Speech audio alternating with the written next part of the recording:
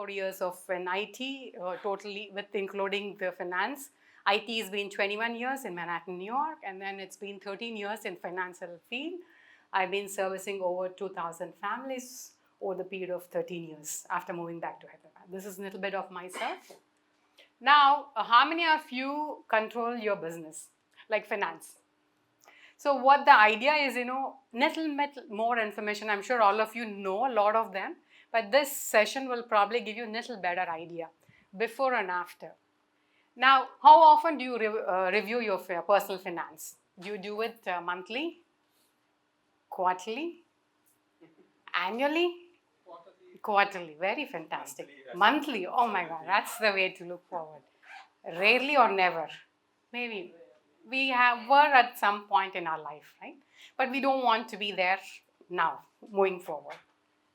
Now, do you budget your finance? Yes and no? Yes? No? Sometimes? Sometimes.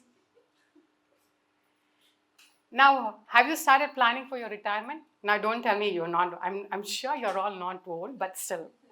The idea is to start early, right? Yes or no?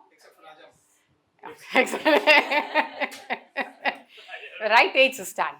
Why? I'll share you next. The next screen I'll share it why. Now, financial planning. How many of you have done your planning already? Mr. Gopal Krishna says he's there. Muthu says, very good. Fantastic to see that. Very nice. Now, why do you want to do the planning part of it? To cover your expenses, savings, and your investment portfolio, right? So whatever you earn, that's the idea, right?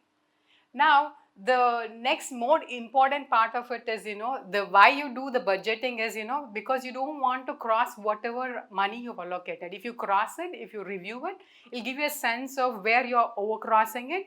Is it required or not? That analysis will help you. All of us have expenses, right? Whatever income we earn, whether it could be your salary, whether it's from your income from business, that portion of it, you have to allocate it properly, right? So this sheet is kind of giving you an overview of what your expenses are.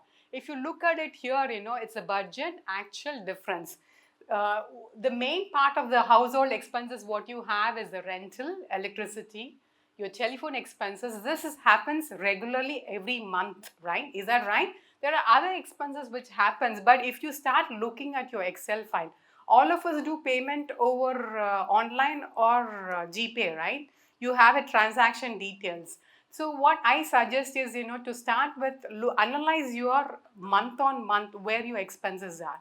Some of them would be your subscription also. Do you need it or not? So if you write down in this sheet, it will help you to analyze it. Your auto expenses, which could be your car loan, could be your expenses, gas costs, your living expenses, which could be your purchases on month, which you do, or your grocery expenses. All this, if you kind of analyze it month on month, it'll kind of tell you what is your budget, how much you're spending it, do I need it or not. The main idea to basically focus on your subscription.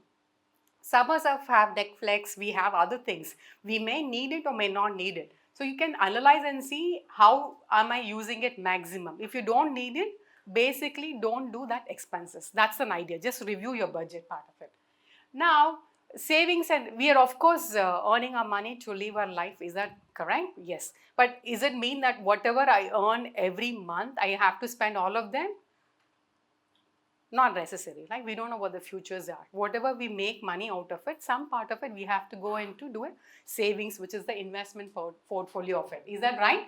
Now, what is your investment portfolio? What are you going to look at it? It could be investment, could be in your stock, mutual funds, or it could be in your mutual funds, ULIP, real estate, and including gold, or it could be upscaling yourself so that you make more money, or learning yourself, right? That's the growth part of it. Is that right? Is that how we kind of proportionate our things? We'll have that. That slide is covered up in the next part. So there are two types of people when they think of investment. Who's good in Hindi here? Madhu. Madhu will read out the first. अपने saving को investment करना कब शुरू करोगे? मतलब ऐसा बिल्कुल immediately नहीं सोचे हैं बट सोचेंगे. And the last part of it, I start investing and then. मैं हमेशा जब जब जेब में लाइटर रखता हूँ धमाका करने के लिए. Okay. I have a lighter in my pocket for blasting always. Your future value, whatever funds you've created, whatever number of years you're looking at, in taking into consideration the inflation part of it. I have an Excel file with details. I don't think I didn't want to do it now because it's personal and then it will take a lot more time doing in one to one. I have an Excel file beautifully designed with your budget, what's the future cost, and how do you create your retirement funds. That file also I have it. How much you have it now and how much you should accumulate it. That file is there. I can share with you. Whoever reaches to me on my personal window, I'll share it. You have any questions, I'll be more than happy to sit with you on a one-on-one. And that's about it. This PPT was done by my daughter Aisha. She wanted me to specifically say I thank her for doing that. And thank you so much for. We can see a lot of cartoons. Oh, you can. So you know that. The credit goes to my daughter. And thank you so much for coming in here and listening to me. I hope this gave you at least 1% of more than what you learned. Wasn't there? Making charge, receiving charges. Wastage charges. Okay. But buying same gold in ETF. Okay. See, if you want year day by day, you buy. That is like I buy the gold. Like similarly, you need gold. But people are buying in 300,000, 200,000, putting locker. Locker fees also. Every 5 years, there is a jump of 30%, 30%. So something which would cost you 22,000, if you start at 40, will come up to close to 1 lakh. If you do over 60, probably will come up to almost 2 lakhs and above. So early step. No, it's in term insurance, in life, not general insurance. This will be the same throughout your plan once you've taken it. Companies accepted it, by default it's there the same. That's the beauty of it. Because 30 years, you have to mandatorily go through treadmill test, all that. But when you are less than 25, less than 30, only blood is sufficient. Yeah. Okay. And no, I've undergone it. No, there are certain see, there are exceptions are there for each situations. Exactly. We can talk about it. Exactly. So it cannot how to handle it. See, that's what we are specialized in. We don't just go and log into the policy. We just see what are the structure of the portfolios, whether they're financially eligible, whether their health issues, what it is. We guide them accordingly, and then what they need to take. That's what we specialize in. He in fact had a very good example of one of his employees passed and how he got them the term insurance. All of us in surrounding our families or neighbors, we have seen the situation, how the family will suffer.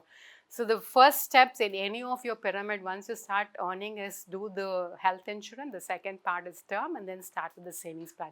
With this, I'll close unless somebody has a question.